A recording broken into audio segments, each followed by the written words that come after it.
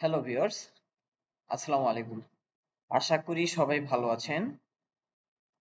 Human resource management সিরিজের আজকে first class এবং ফার্স্ট টপিক। আশা করি আপনারা মনোযোগ সহকারে উপভোগ করবেন এবং যে বিষয়গুলো নিয়ে আলোচনা করব সেই বিষয়গুলো আপনারা প্র্যাকটিস করবেন। ইনশাল্লাহ আশা করি আপনারা উপকৃত হবেন। একটা জিনিস বলে রাখি, আমরা কিন্তু সাধারণত একাডেমিক হিউম্যান রিসোর্স ম্যানেজমেন্ট যেভাবে পড়েছি, আমরা শীট নিয়েছি, শীট থেকে আমরা ট্রাই করেছি অ্যান্সার করার জন্য। আসলে এভাবে এইচআর ডিপার্টমেন্টকে বোঝা কঠিন। প্র্যাকটিক্যাল নলেজ যাদের রয়েছে, প্র্যাকটিক্যাল নলেজের মাধ্যমে, প্র্যাকটিক্যাল এক্সপিরিয়েন্সের মাধ্যমে যদি আপনারা শিখতে পারেন, তাহলে সেটা বেশি উপকৃত হবে। এবং আপনারা যখন ইন্টারভিউ দিতে যাবেন, তখন আপনাদের জন্য অনেক সহজ হবে। কারণ প্র্যাকটিক্যাল এবং আমাদের পাঠ্যপুস্তকের মধ্যে কিছু ডিফারেন্স রয়েছে, যেটা হচ্ছে অ্যান্সারের সময় অ্যাকচুয়ালি বোঝা যায়। তো আশা করি আপনারা মনোযোগ দিবেন এবং এইচআর সম্পর্কে ভালোভাবে শিখবেন। আজকের বিষয় হচ্ছে এইচআর কি, আর এই সেশন থেকে আমরা যে বিষয়গুলো শিখতে পারবো সেটা হচ্ছে হিউম্যান রিসোর্স ম্যানেজমেন্ট কি, এইচআর ডিপার্টমেন্টের কাজ কি, এইচআর কেন একটি প্রতিষ্ঠানের জন্য খুবই খুবই গুরুত্বপূর্ণ একটি ডিপার্টমেন্ট, একজন এইচআর প্রফেশনের দায়িত্ব কি কি, বাংলাদেশে বিশেষ করে আরএমজি সেক্টরে এইচআর এর ভূমিকা, এই বিষয়গুলো নিয়ে আমরা এই ক্লাসে আলোচনা করব। যদি এই ক্লাসে শেষ করতে না পারি, তাহলে নেক্সট ক্লাসে বাকি বিষয়গুলো নিয়ে আমরা আলোচনা করব। আশা করি আপনারা সাথে থাকবেন এবং মনোযোগ সহকারে, ধৈর্য সহকারে ক্লাসটি উপভোগ করবেন। What is HR? মানে যেই সাবজেক্টের উপরে আপনি স্টাডি করেন না কেন, যেই সাবজেক্টের উপরে আপনি ইন্টারভিউতে যান না কেন, আপনার এই সাবজেক্টের প্রথম কথাটাই আসে। যদি আপনি এইচআর এর হন, তাহলে হোয়াট ইজ এইচআর। যদি আপনি মার্কেটিং এর হন, হোয়াট ইজ মার্কেটিং। মার্কেটিং জিনিসটাকে আপনাকে বুঝিয়ে দিতে হয়। এরকমই অ্যাকাউন্টস হলে অ্যাকাউন্টস, এরকমই এইচআর যেহেতু ডিপার্টমেন্ট, তাহলে এইচআর জিনিসটাকে এটা আমাদেরকে ক্লিয়ার হইতে হবে। অনেকেই আমরা হয়তোবা মনে করি এইচআর মানে যারা এইচআর ডিপার্টমেন্টের কাজ করে, এই এইচআর ডিপার্টমেন্টের প্রত্যেকটা পার্সনকে এইচআর করে। হ্যাঁ, তারা এইচআর, বাট নট অনলি তারা, বাট অলসো একটা অর্গানাইজেশনে, একটা কারখানায় যে হিউম্যান গুলো কাজ করে, যে হিউম্যান রিসোর্স গুলো কাজ করে, তারা প্রত্যেকেই এইচআর, তারা প্রত্যেকেই হিউম্যান রিসোর্স। মানে হিউম্যান, মানব রিসোর্স, সম্পদ, একজন মানব সম্পদ। আমি, আপনি, ক্লিনার, লেবার, সবই হচ্ছে এইচআর এর অন্তর্ভুক্ত। যদি আমি বইয়ের ভাষায় বলতে চাই, তাহলে হিউম্যান রিসোর্স বলতে বোঝায় একটি প্রতিষ্ঠানে কর্মরত সকল কর্মকর্তা, কর্মচারী, শ্রমিক এরা হচ্ছে হিউম্যান রিসোর্স। একটি কোম্পানির সবচেয়ে মূল্যবান সম্পদ হলো ওই কোম্পানির মানুষগুলো, ওই ফ্যাক্টরির মানুষগুলো, ওই অর্গানাইজেশনের মানুষগুলো। এটা হচ্ছে সবচেয়ে বড় অ্যাসেট। কারণ আপনি একটা রোবট নিয়ে আসছেন, বাট ওই রোবটকে কিন্তু চালানোর জন্য মানুষকেই প্রয়োজন। সো আশা করি বুঝতে পেরেছেন এইচআর অ্যাকচুয়ালি কি। আমাদের ভুল ধারণা থেকে হয়তো আমরা বের হয়ে আসতে পারছি। নেক্সট টপিকসে আমরা যদি যাই, তাহলে আমরা এই টপিকসে আমরা শিখব হিউম্যান রিসোর্স ম্যানেজমেন্ট কাকে বলে। এটাও কিন্তু একটা গুরুত্বপূর্ণ কোশ্চেন, যেটা আমাদের ইন্টারভিউ বোর্ডে আমরা করে থাকি এবং এই বিষয়ে আমাদের ক্লিয়ার ধারণা থাকা উচিত। হিউম্যান রিসোর্স ম্যানেজমেন্ট, এইচআরএম শব্দের অর্থ হচ্ছে হিউম্যান রিসোর্স ম্যানেজমেন্ট। আমি যদি ডেফিনিশন বলি, human resource management is the process of planning, recruiting, selecting, developing, motivating and maintaining employee to achieve the organisational goal. দেখেন, প্রত্যেকটা ওয়ার্ড বাই ওয়ার্ডের মিনিং ভালোভাবে বুঝতে হবে, যে কেন প্ল্যানিং বললো। হিউম্যান রিসোর্স শুধু হায়ার করে না, এটা প্ল্যান করতে হয় যে এই ডিপার্টমেন্টের জন্য কতজন ম্যান পাওয়ার লাগতে পারে, এই ডিপার্টমেন্টের জন্য রিকোয়ারমেন্ট কি থাকবে, এই প্ল্যানিং গুলো করা। যদি বেশি না হয় আবার কম না হয়, আমার প্রোডাকশন ওয়াইজ, প্রোডাকশন কত হাজার পিস, সাপোজ একটা ফ্যাক্টরিতে বাইরের রিকোয়ারমেন্ট আছে 1 লাখ,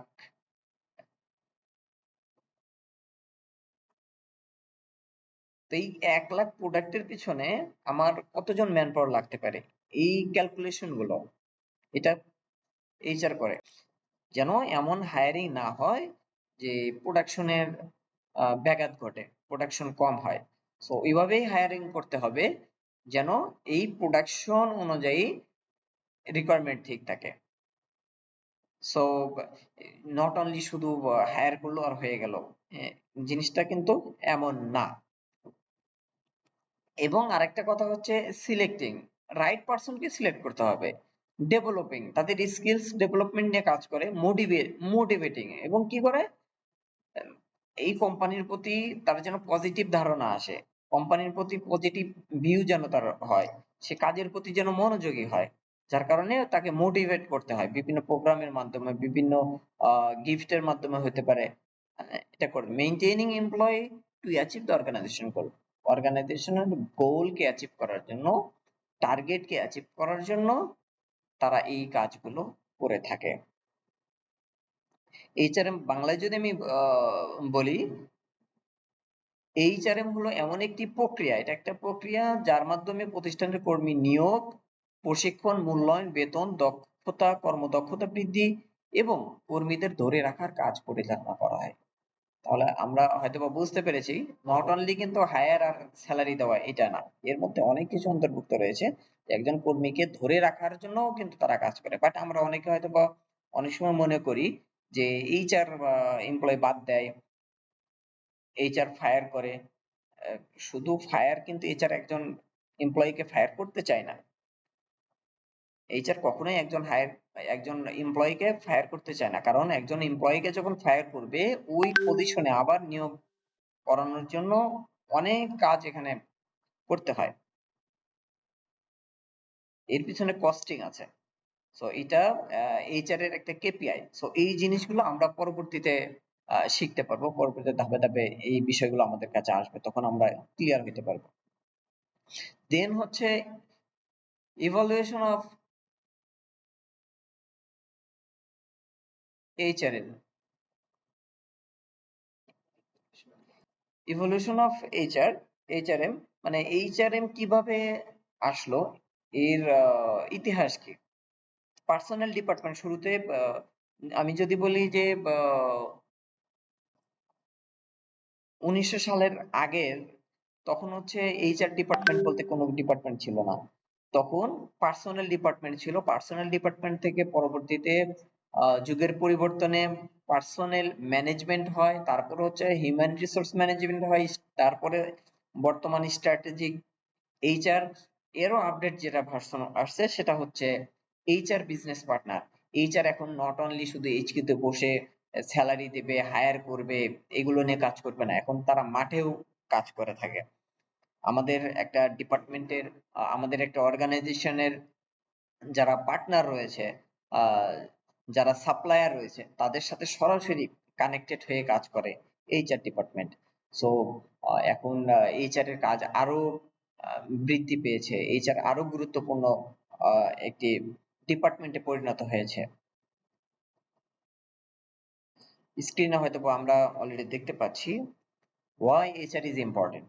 HR ইম্পর্টেন্ট কেন, কেন একটা অর্গানাইজেশনে HR ইম্পর্টেন্ট, এই বিষয়গুলো আমাদের ক্লিয়ার হইতে হবে। এই বিষয়গুলো নিয়ে আমরা ক্লিয়ার হওয়ার চেষ্টা করব এবং এই বিষয়গুলো আমরা আরো পরিষ্কার হইতে পারবো। এই বিষয়গুলো যদি আমরা পরিষ্কার হই তাহলে হচ্ছে এইচআর জিনিসটা কি, এইচআর জিনিসটা আরো ভালোভাবে আমরা বুঝতে পারবো। এইচআর ডিপার্টমেন্ট ইনশিওর করে, কি ইনশিওর করে, right person, right job, right time, right salary, right performance. দেখেন, এইচআর যদি একজন রাইট পারসনকে, যদি স্কিলস পারসনকে যদি হায়ার না করে, রাইট পজিশনের জন্য হায়ার না করে, রাইট টাইমে যদি না দেওয়া হয়, না হায়ার করে, তাহলে কিন্তু প্রোডাকশন ভালো হবে না। রাইট স্যালারি, আবার স্যালারি যদি বেশি হয়ে যায় তাহলে কোম্পানির জন্য ক্ষতি, আবার স্যালারি যদি একদম বেশি কম হয়ে যায় তাহলে কিন্তু আমরা এমপ্লয়িকে ধরে রাখতে পারবো না। সো এই জিনিসগুলো সবকিছুই যদি ভালোভাবে রাইট ভাবে হয়, তাহলেই হচ্ছে রাইট পারফরমেন্স আমরা নিয়ে আসতে পারবো। যদি ভুল কোনো লোক দেখেন, এখানে কি এফেক্ট হইতে পারে, যদি এইচআর ভুল কোনো নিয়োগ দেয় তাহলে প্রোডাকশন কমে যাবে, কোয়ালিটি কমে যাবে, কোম্পানি লসের সম্মুখীন হবে। তাই এইচআর একটি কোম্পানির জন্য খুবই খুবই খুবই গুরুত্বপূর্ণ ভূমিকা রাখে ওই কোম্পানির সাকসেস ধরে রাখার জন্য, ওই কোম্পানির রেপুটেশন ধরে রাখার জন্য।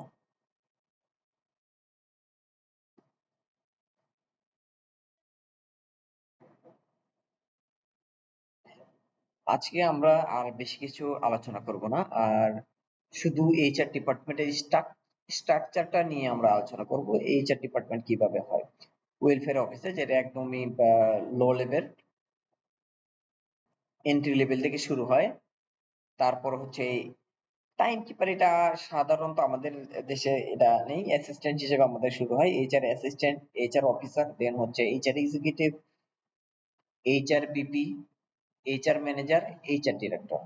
তো আমাদের সবারই টার্গেট থাকবে এইচআর ডিরেক্টর হওয়া, একদম টপ ম্যানেজমেন্টে যাওয়া ইনশাল্লাহ।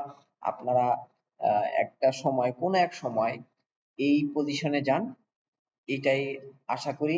এই আশা ব্যক্ত করে আজকের ক্লাস এখানেই সমাপ্ত করতে চাচ্ছি, এবং নেক্সট ক্লাসে পরবর্তীতে আমরা আরো কিছু জিনিস নিয়ে আলোচনা করব। মেইন টপিকসটা নিয়ে আলোচনা করব, সেটা হচ্ছে মেইন ফাংশন অফ এইচআর। দেখেন, main function of HR, HR actually কি কাজ করে সেই বিষয়গুলো নিয়ে পরবর্তী ক্লাসে আমরা আলোচনা করব। আশা করি সবাই ভালো থাকবেন, এবং আবারও আপনাদের কাছে রিকোয়েস্ট থাকবে আমার এই চ্যানেলটি সাবস্ক্রাইব করবেন, আমার পেজটি ফলো দিয়ে রাখবেন। আমি এই সাইডে একদমই নিউ, আমার চ্যানেলটিও নতুন, আমার পেজটিও নতুন। সো আশা করি আপনারা সাথে থাকবেন, আপনারা সাবস্ক্রাইব করবেন, আমাকে উৎসাহিত করবেন। আর আপনাদের যদি কারো কোনো কোশ্চেন থাকে তাহলে অবশ্যই কোশ্চেন করবেন, আমি অ্যান্সার দেবো ইনশাল্লাহ। ভালো থাকুন, সুস্থ থাকুন, আল্লাহ হাফেজ।